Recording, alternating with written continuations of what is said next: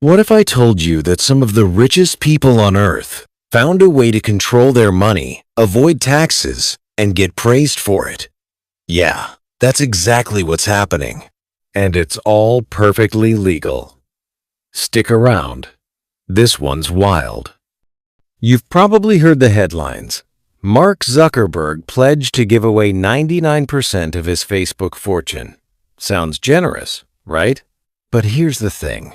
When billionaires donate, it's not always what it seems. There's a game being played here, and most of us don't even know the rules.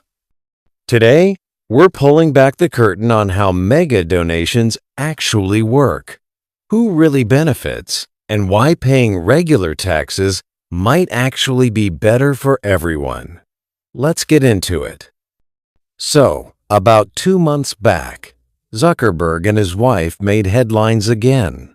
They're shifting their foundation's focus away from social programs, education, community stuff. Where's it going now? Artificial intelligence for biology. Translation: tech that could help people live longer, maybe even forever. Now look, Zuckerberg runs a tech empire that's pouring billions into AI.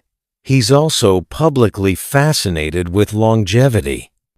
So he's moving his charitable dollars into research that, let's be honest, benefits people like him first. The backlash was instant. Critics pointed out that this move costs taxpayers real money through tax breaks while offering questionable benefits to everyday people. But here's the kicker. Zuckerberg isn't even the biggest player in this game. He's just the most visible. The real story? It's way bigger. Let's zoom out for a second. Charitable donations in America hit nearly $600 billion in 2024.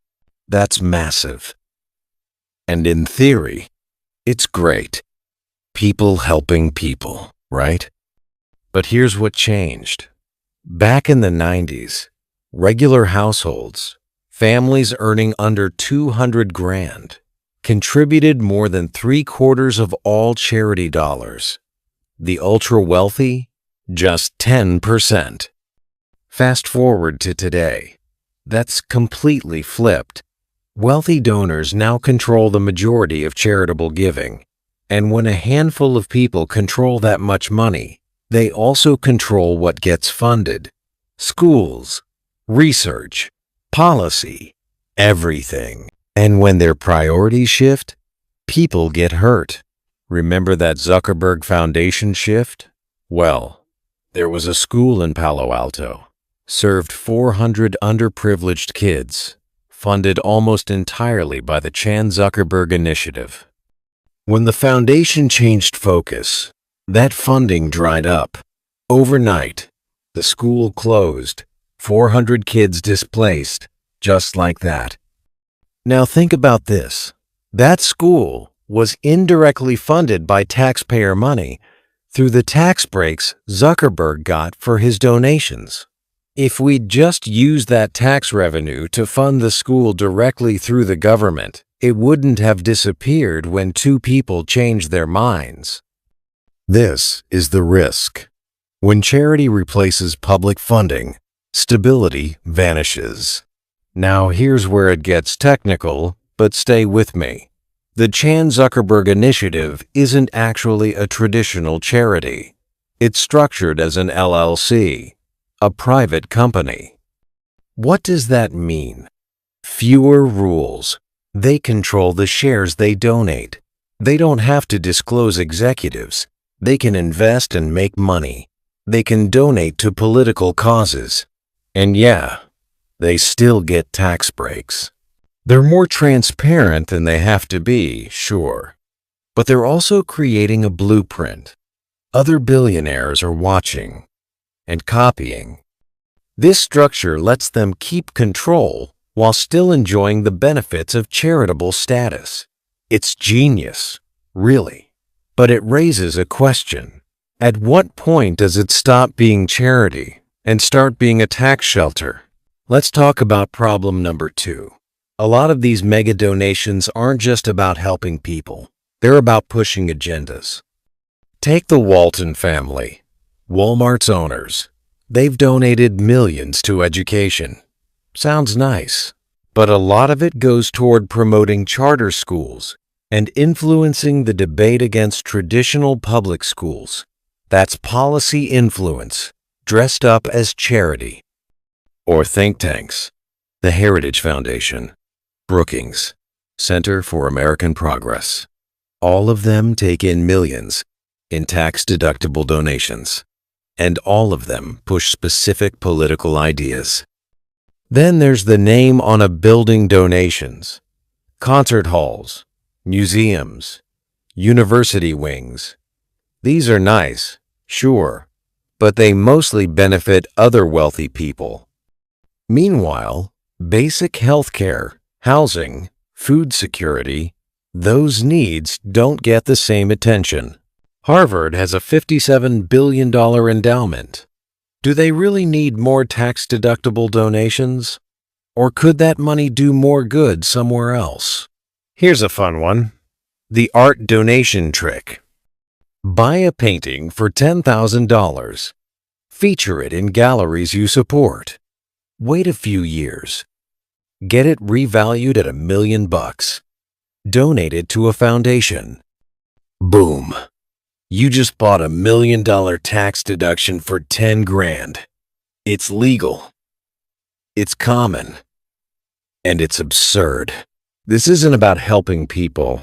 It's about gaming the system. And it works because the value of art is subjective. Who's going to argue? Now, let's talk about OpenAI. This one's important. OpenAI started as a nonprofit. The mission? Research artificial intelligence for the good of humanity.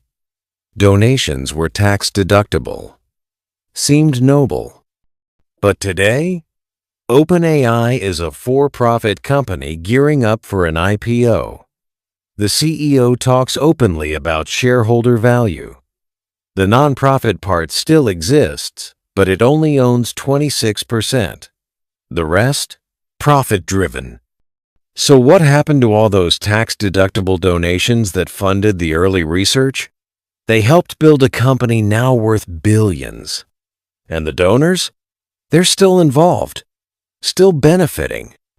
This is the new playbook. Donate to a nonprofit doing risky research. If it fails, you get your tax break and look generous. If it succeeds, shift it to a for-profit structure and cash in. You win either way. And this isn't theoretical. Other foundations are watching. They're learning. This could reshape venture capital entirely. There's even a name for the next level move, the Halo acquisition, hiring and licensing out. Instead of buying a company or nonprofit outright, which would trigger antitrust scrutiny, you just hire all their talent. Then you license their intellectual property. You get everything you wanted, without officially acquiring anything. Tech companies are already doing this to dodge regulators, and it works just as well for turning nonprofit research into private profit. Technically, donors aren't supposed to benefit from their own donations, but if you hire the researchers and license the patents, well, you're not benefiting from the donation.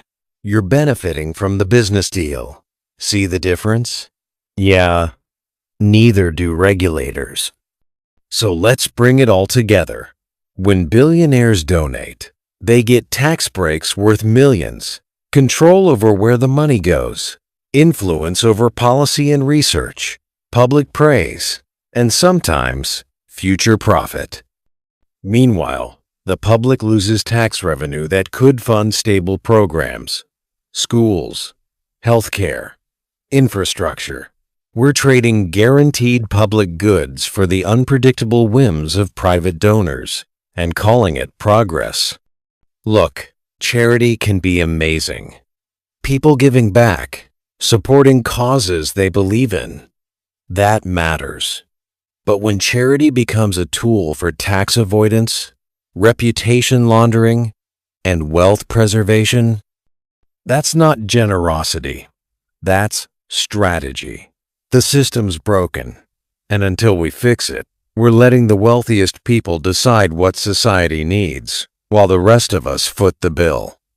So next time you see a headline about a billionaire's big donation, ask yourself, who's really benefiting here? If this opened your eyes, hit that like button, subscribe for more breakdowns like this, and drop a comment. Do you think charity should be tax deductible, or should we just tax the ultra-wealthy properly? Let me know. Thanks for watching. See you in the next one.